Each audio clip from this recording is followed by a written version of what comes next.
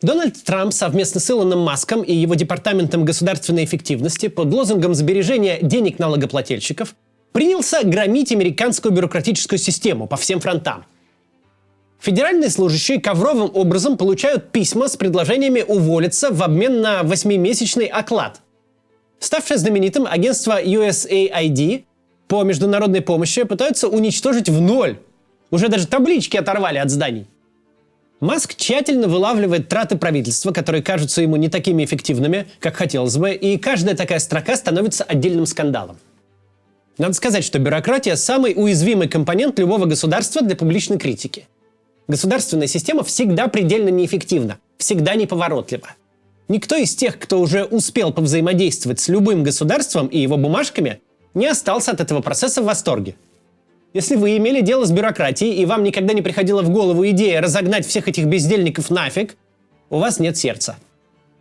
Поэтому, когда глава государства с высоты своего положения принимается все это болото сотрясать, сложно найти аргументы против. Деньги американских налогоплательщиков тратятся эффективно? Очевидно, что нет.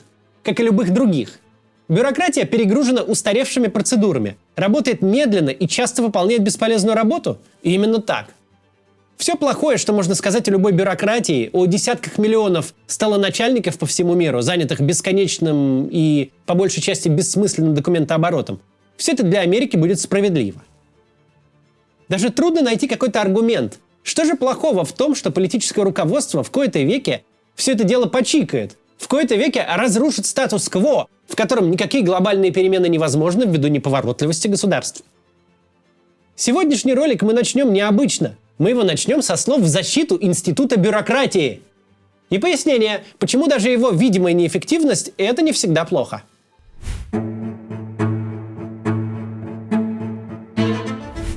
В чем суперсила бюрократии?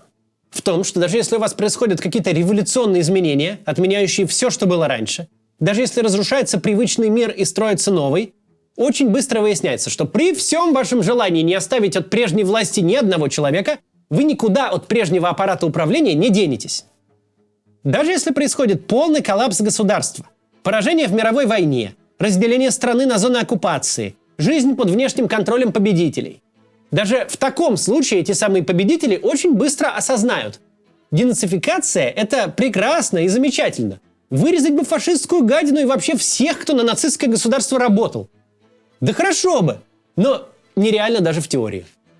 Налоги должны собираться, бюджеты верстаться, дороги строятся, трамваи ездить, школы детей учить, больницы пациентов лечить. Полиция за порядком следить, вода поступать в дома, здания надо строить по каким-то нормам, чтобы сразу не рухнули. Еще и люди-пакостники такие, вообще на месте не сидят. То рождаются, то умирают, женятся, разводятся, открывают всякие лавки, продают и покупают квартиры, машины, делят имущество. Ездят туда-сюда, торгуют без конца, чем попало, получают образование и квалификацию. Все это требует учета. На все нужна бумажка, и нужны люди, которые умеют бумажку правильно оформить и класть в нужную стопку, чтобы ее еще потом там найти можно было. Да, возможно, люди, которые остались в аппарате, недавно были замешаны в нехороших делах. Возможно, этот полицейский 3 года назад евреев по подвалам искал. Но если вас кто-то грабит в подворотне, то просто нужно, чтобы государство пришло и пресекло это дело. Чтобы этот полицейский, неважно, что он раньше делал и чем был занят, прибежал и арестовал злодея. Чтобы этому полицейскому кто-то зарплату заплатил, форму выдал, проследил за работой. И вполне вероятно, что тот, кто этому полицейскому ведомость подписывает, кто вашему ребенку свидетельство о рождении оформляет или брак ваш регистрирует, еще позавчера выписывал людям билет в один конец до Аушвица. Но вам все равно нужны этого аппаратчика, ежедневные услуги, которые, кроме него, никто не сможет оказать. С той же реальностью столкнулись страны бывшего соцблока, пережившие в конце 80-х бархатные революции. Верхушку поменять не проблема, хоть каждый день этим занимайтесь. Но от сословия столоначальников, от вертикали бюрократии все равно никуда не деться. Пусть они и поголовно члены местной свергнутой компартии, пусть они были лояльны прошлой власти и совершали много гадостей от ее имени. Все равно без профессиональной бюрократии современное государство не работает. Не может страна встать на паузу, пока вы воспитаете собственных управленцев. Кому-то революция, а кому-то проблемы. В каком-то городе накрылась насосная станция, прорвало трубу канализации. Тысячи людей умерли, тысячи родились. Всем этим должен кто-то заниматься. Кто-то, кто умеет. Учителя, полицейские, пожарные не могут ждать 10 лет, пока государство заново научится им зарплату платить. Крыша больницы сама себя не починит. Вредоносный паразит в партии молока сам себя не обнаружит. Современное государство – предприятие непрерывного цикла, где за каждой конечной услугой для граждан стоит огромная работа.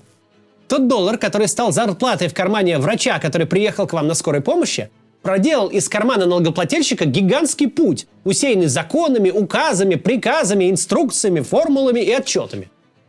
И вот от перекладывания миллионов бумажек сотнями тысяч людей происходит форменная магия. Ларек с кебабом куда-то отдал свои налоги, а врач скорой помощи вовремя приехал на вызов, потому что получил зарплату полностью и в срок. Так ему еще и заправили машину и починили, выдали форму и дали комплект для того, чтобы оказать вам первую помощь. Поговорим об этом всем чуть дальше, после небольшой рекламы. Уже третье столетие люди переезжают в Соединенные Штаты в поисках лучшей жизни. В конце 18 века это были французы, бегущие от Великой революции. В середине 19-го, во времена золотых лихорадок, приезжали старатели. Теперь же в США едут специалисты из самых разных областей. Очень много сейчас всяких иммиграционных программ, и вполне вероятно, что какая-то из них подойдет и вам.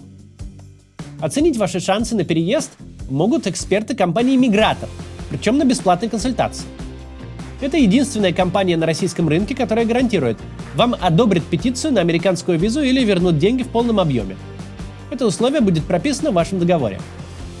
С компанией «Мигратор» работают только лицензированные адвокаты со средним опытом работы от 15 лет. Среди них немало русскоязычных, что будет большим плюсом. Так не возникнет недопонимания при обсуждении разных бюрократических тонкостей. А если окажется, что у вас нет шансов визу получить, вам так и скажут, причем до заключения договора. Компания имеет более 2000 довольных клиентов и средний процент одобрения кейсов 95%. Создал компанию «Мигратор» предприниматель Алексей Пудов. Из-за ошибки иммиграционного адвоката он сам при подготовке визы в США потерял жену и не виделся с ней больше года. После этой ситуации он и основал собственную компанию, где ключевыми принципами являются честность и гарантия результата в договоре. По какой программе вы бы не хотели переехать? По визе талантов, если вы маркетолог, фотограф или, например, блогер. По рабочей визе или визе предпринимателя. Вам так или иначе понадобится помощь иммиграционного адвоката. В США попасть не так сложно, как многие думают. Записаться на бесплатную консультацию вы можете по ссылке в описании. Узнайте, какие у вас шансы на получение визы в США, эмигрируйте без проблем и с комфортом.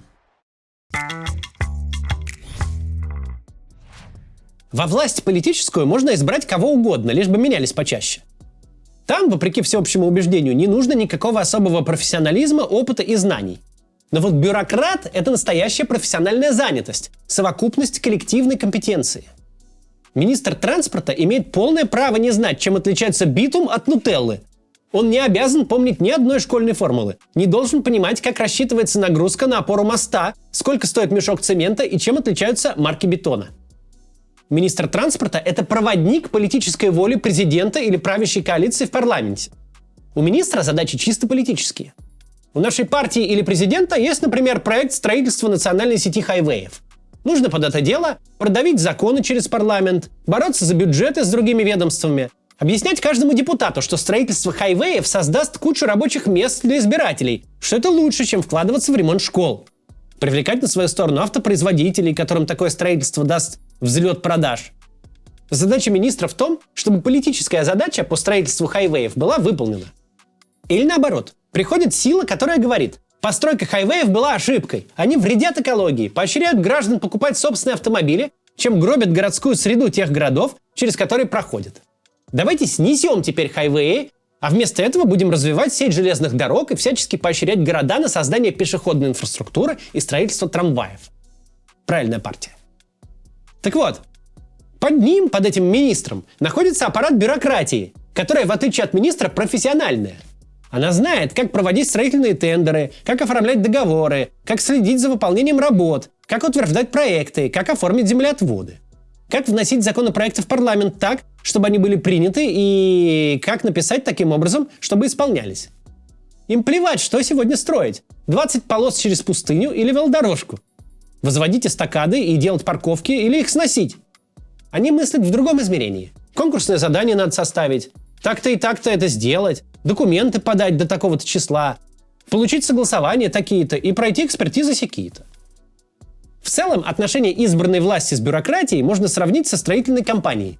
Заказчики все время новые. Кому-то нужен коровник, кому-то дворец, кому-то стадион. Но для инженера этих слов не существует. Его задача – рассчитать балку так, чтобы крыша не рухнула. Для него любой объект – это совокупность цифр и формул. В этом заключается устойчивость демократических систем. Политики меняются приоритеты этих политиков, а государство работает. Пенсия как приходила в нужную дату, так и приходит.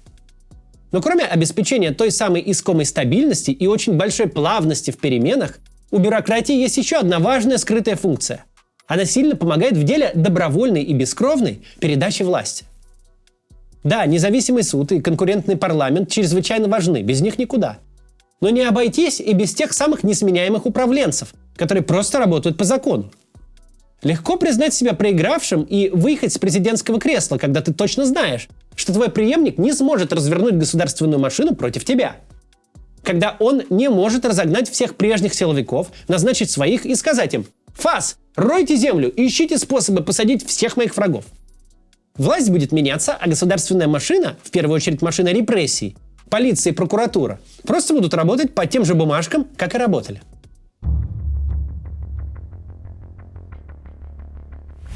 Теперь немного новостей из Америки обсудим. Поговорим о приключениях Дональда Трампа на посту президента Америки. Не прошло и месяца с инаугурации, а Трамп уже навел шороху и с многими поругался. Причем досталось в первую очередь не каким-то там врагам США, вроде Ирана и Северной Кореи, а ближайшим союзникам. Начнем мы наш обзор с пошлин для Канады и Мексики. Пошлина или тариф – это дополнительный налог на товар, который ввозят в страну из-за границы. Дональд Трамп, перед тем, как избраться в прошлом году президентом, регулярно говорил, что введет пошлины на товары из отдельных зарубежных стран.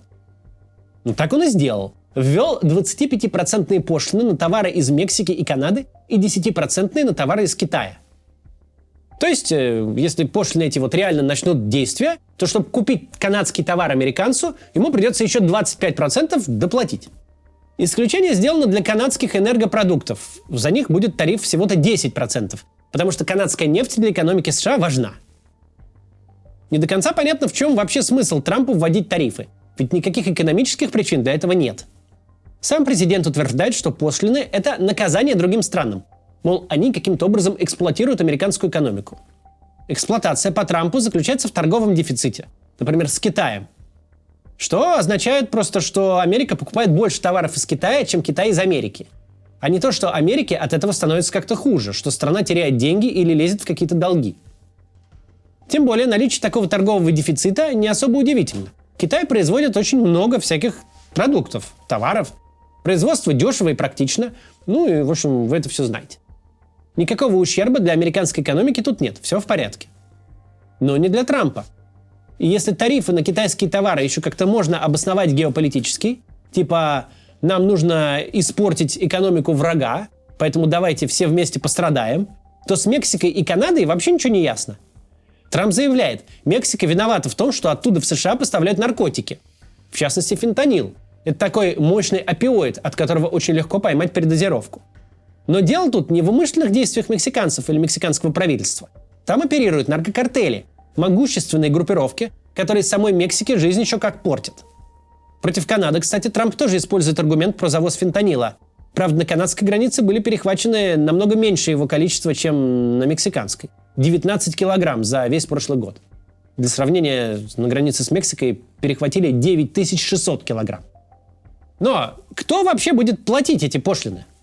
Трамп почему-то утверждает, что пошлины платить будут другие страны, те, на чьи товары Америка пошлины накладывает. Но это не так. Вообще пошлины платят так называемые официальные импортеры. Это компании довольно часто американские, а не зарубежные, которые записаны как приемщики товара внутри США. Это могут быть как сами компании, которые поставили заказы, так и какие-нибудь таможенные брокеры или другие посредники. Не очень важно, какая именно компания будет платить пошлины. Важно, что будет делать бизнес, получив 25% прибавку к стоимости закупки товара. Теоретически бизнес может смириться со своей участью и съесть эти потери сам. Но зачем? Более того, во многих сферах рентабельности просто не хватит, чтобы справиться с 25% тарифом. Компания уйдет в минус, а такого никому не надо. Поэтому остается один логичный шаг – поднять цены для тех, кому этот товар продаешь. В конечном итоге розничным покупателям. То есть результат пошлины – инфляция для конечных потребителей, американцев. А я напомню, что именно инфляция была одной из причин, почему вся Америка так разозлилась на Джо Байдена и Камалу Харрис. Демократические ценности, профессионализм, какие-то планы про здравоохранение и образовательные кредиты и велодорожки – все меркнет в глазах избирателя, когда яйца и бензин дорожают в 2 раза. Более того, Трамп сам ухватился за инфляцию и нещадно критиковал демократов за то, что они вообще ее допустили. А теперь сам делает действия, которые явно сделают многие товары дороже. Короче, пошлины – это непонятно зачем нужно. Единственное возможное объяснение – чистая политика. Трамп избрался голосами людей, которые недовольны утечкой рабочих мест за границу и которые хотят, чтобы кого-то за это наказали. И это сработает. Пошлины на Канаду и Мексику действительно нанесут урон экономикам этих стран. С этим никто не спорит. Для них, да и для Китая, США важнейший торговый партнер. Но ведь и американцам придется тоже несладко. И весь этот национализм, протекционизм и забота о рабочих местах в головах избирателей испарятся, как только подорожает бензин из канадской нефти. В общем, уникальная ситуация, которая вредна всем. Но еще и она и отменилась. Пошлины должны были вступить в силу 4 февраля. Канада, Мексика и Китай пообещали, что дадут симметричный ответ аналогичными пошлинами. Ровно так и начинаются торговые войны. Так вот, пошлины на китайские товары действительно заработали в среду. А вот с Канадой и Мексикой нет.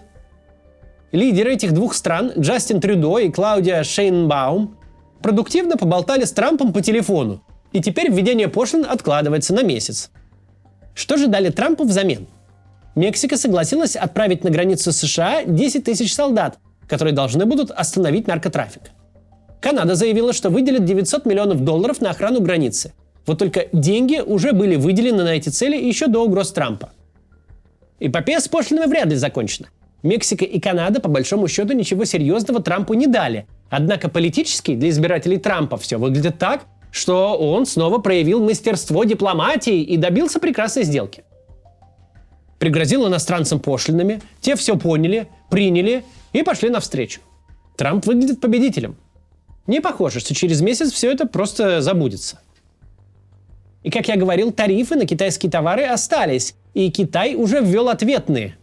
Также Китай ввел ограничения на экспорт в США вольфрама, важного компонента дорогих сплавов, и начал антимонопольное расследование против компании Google. А еще Трамп уже угрожает ввести пошлины против европейских стран, если те не согласятся на какие-то его условия.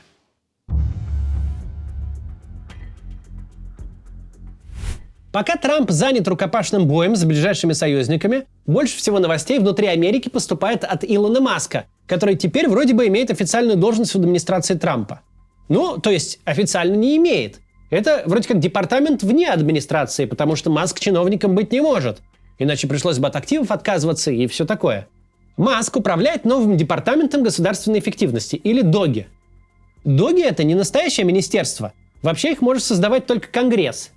Но тут взяли какой-то действующий департамент и переименовали его. Это получается такая, вроде рабочая группа в Белом доме, которая должна сократить госрасходы.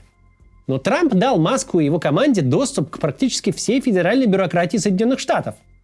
И результаты уже, можно сказать, довольно разрушительные. Маск сейчас запустил руки практически во все министерства и департаменты федерального правительства. Сотрудники Маска проникают в здания федеральных агентств и, используя влияние Белого дома, получают доступ к их системам.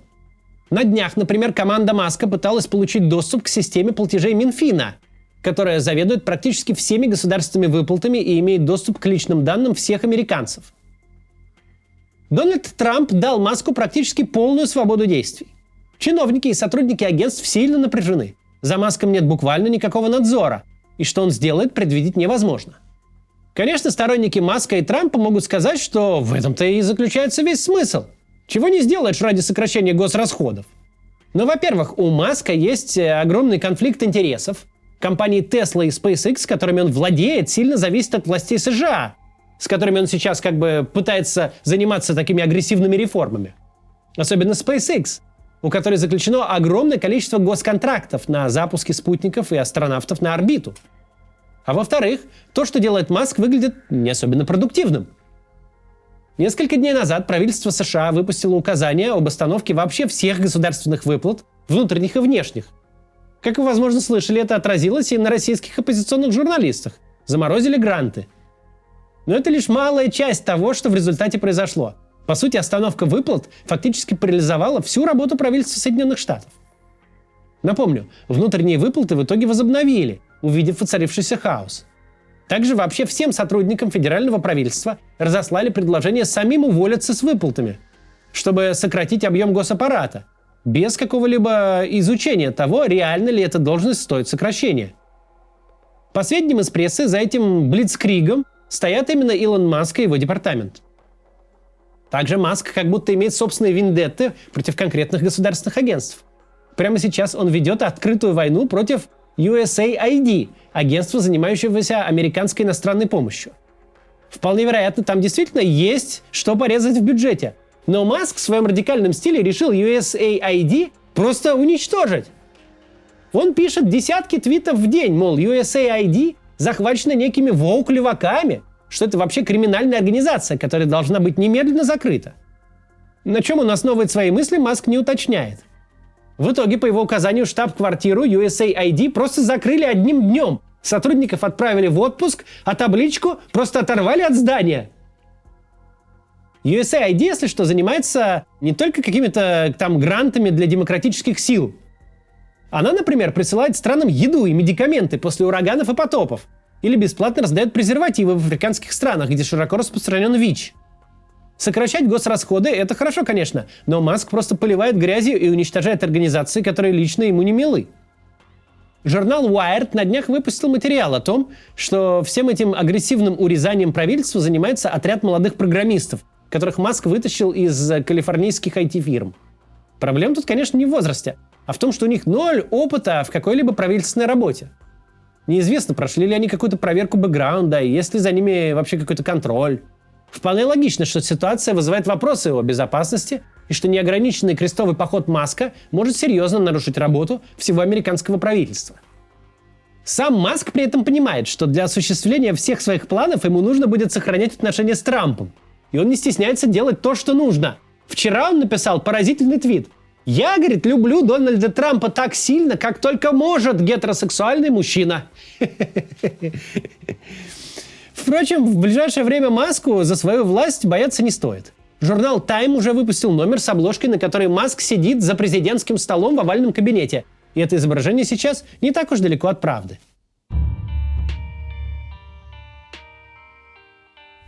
Тем временем вернемся к мировым делам. Как я уже сказал, первая битва Трампа окончилась ничьей. Тарифы отменили, какие-то номинальные уступки он получил, все немного расслабились. Но Трамп пошел дальше и захотел, вы не поверите, разрешить палестино-израильский конфликт. Идея отличная. Ну, то есть, разрешить конфликт очень хорошо бы. Но начать он решил с сектора Газа, понятное дело. Как вы знаете, в октябре 23 года террористы из Хамаса вторглись в Израиль, убили и захватили в плен сотни людей, как солдат, так и мирных жителей. Израиль ответил военной операцией в секторе Газа, в результате которой погибли тысячи палестинцев. К счастью, в январе этого года наконец-то наступило перемирие. Хамас начал возвращать заложников, а Израиль разрешил палестинцам вернуться на север сектора Газа. Сам сектор за 1,5 года войны был разрушен практически полностью. С этим действительно нужно что-то делать. Вооружившись этим знанием, Дональд Трамп встретился в Вашингтоне с израильским премьер-министром Биньямином Нетаньяху и вышел с ним на пресс-конференцию. И там без предупреждения заявил: «Сектор Газа заберем себе мы, американцы, и мы же его и восстановим». Офигевший Нетаньяху еле-еле сохранил покерфейс. О плане Трампа не знал буквально никто. О нем не знали Нетаньяху или другие израильские политики. О нем не знали в Белом доме. Не в курсе были Госдепартамент и Пентагон. Обычно, чтобы выдвинуть такое крупное предложение, надо его обсудить с советниками, дипломатами, с Израилем, в конце концов. Но Трампу такое не нужно. Он просто взял и предложил. Короче, Трамп считает, что сектор Газа сейчас почти непригоден для жизни. Тут он прав. Соответственно, надо оттуда, по его мнению, всех палестинцев выселить. А их вообще-то 2 миллиона. Предварительно надо для них найти новую землю. Сам сектор Газа возьмут под контроль американцы. И если надо, даже отправят туда солдат.